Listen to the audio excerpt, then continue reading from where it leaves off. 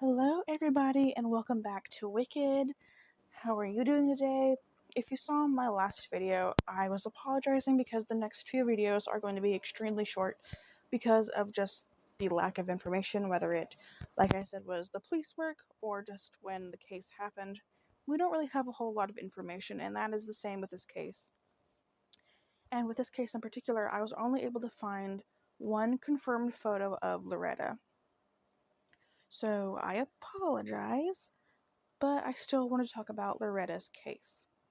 But the links that I did use for research will be down below. I highly encourage you to go check it out and just read up on the case for yourself. I will also have a link to a Google form, so if you have any suggestions for Wicked or my other podcast, Sinister, you can leave them there. There's just a few questions that I use to help me actually find the person that you're wanting me to speak about, because sometimes it is a little hard to find someone just on a name alone.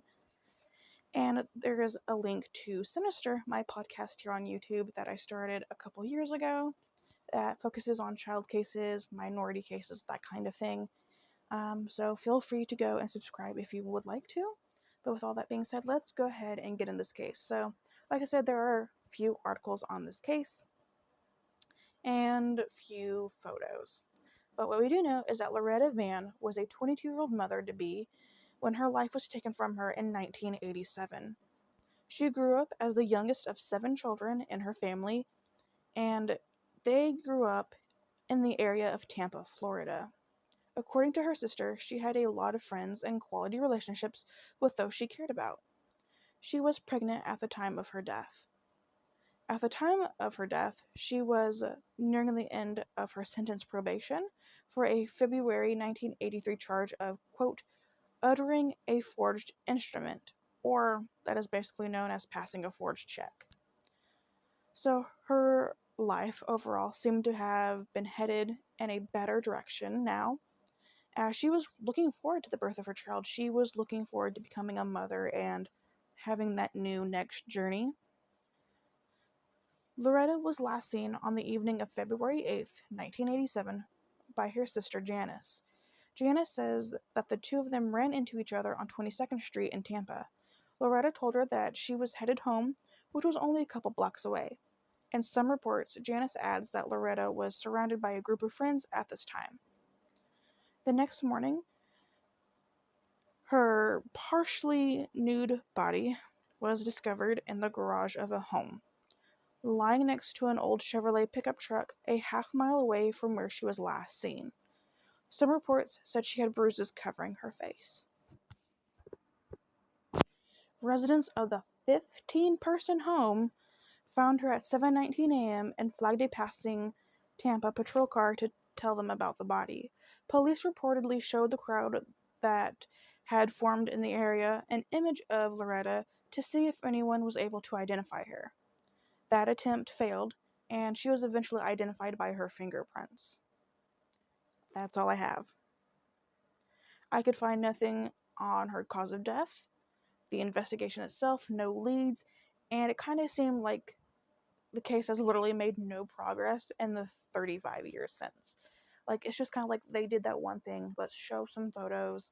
Let's see if anybody knows anything. Let's see if we can stir anything up. And they weren't able to. And it's kind of like they just stopped there. I have phone numbers. If anyone knows anything about this case, has heard anything about this case.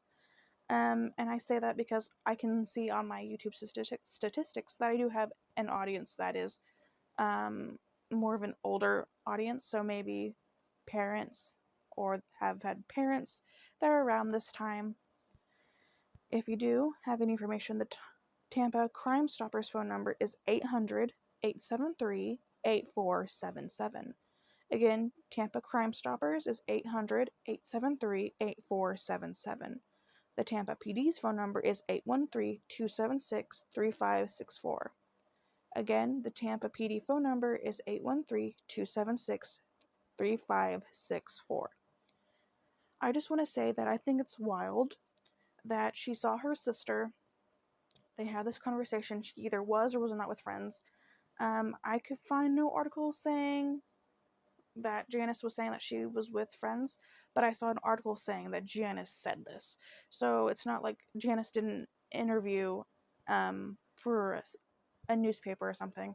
And in the article, she directly said that she saw this. I saw that in an article saying that Janice saw this. I was not even able to find where Janice supposedly said this or saw this or whatever, but I wanted to include it anyway. But regardless, she saw her sister, that we know.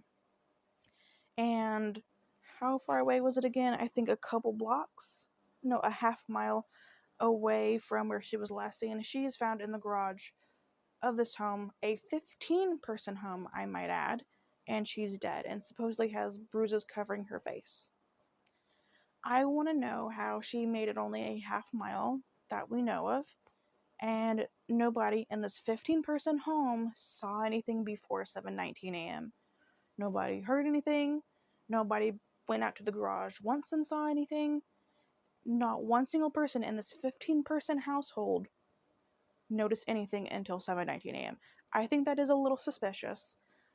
My money is on the fact, or on the idea, that someone inside this residence either saw something, heard something, and just did not want to do anything about it. Because there's no way that 15 people are inside this home and they don't notice a single thing for hours. Now, we don't know what time that Janice saw Loretta just down the street. We don't know if it was like in the afternoon or the evening, or if it was like 13 hours before, We don't know. I don't know why they would just run into each other at like 5 o'clock in the morning on the street. So I can only assume that it was hours and hours prior, like late afternoon or evening. That being said, we don't know. So maybe it could have happened in like a small time span, and maybe that's why no one heard or saw anything. But I still think it's weird that she wasn't that far away, and also it happened in someone's garage. I mean, she could have been left there, I guess. But still, it's kind of weird that at no point did no one else see this. I don't know. To me, it's just weird. It's really, really suspicious, and I think someone inside the house knew something or did something, and that is my opinion. Like I said, there's only one photo of Loretta, but there are photos of the cops showing her photo. There's not a photo of the photo they showed them.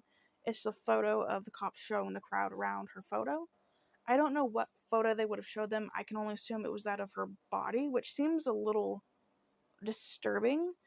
I don't know, just take a photo of someone's dead body and be like, hey, do you know this person? It's kind of disturbing, because what if they did know this person, I don't know. There's not much tact there, but those photos will be on the screen. So I'm sorry, that's all I have for you guys. This case just was really weird to me. The 15-person household, she was only found so far away. I don't know. Let me know your guys' thoughts down below. What stands out to you about this case? Let me know your thoughts down below. I will see you guys very, very soon. Thank you so much for listening to Loretta's story, and I will see you guys in the next couple days. Bye.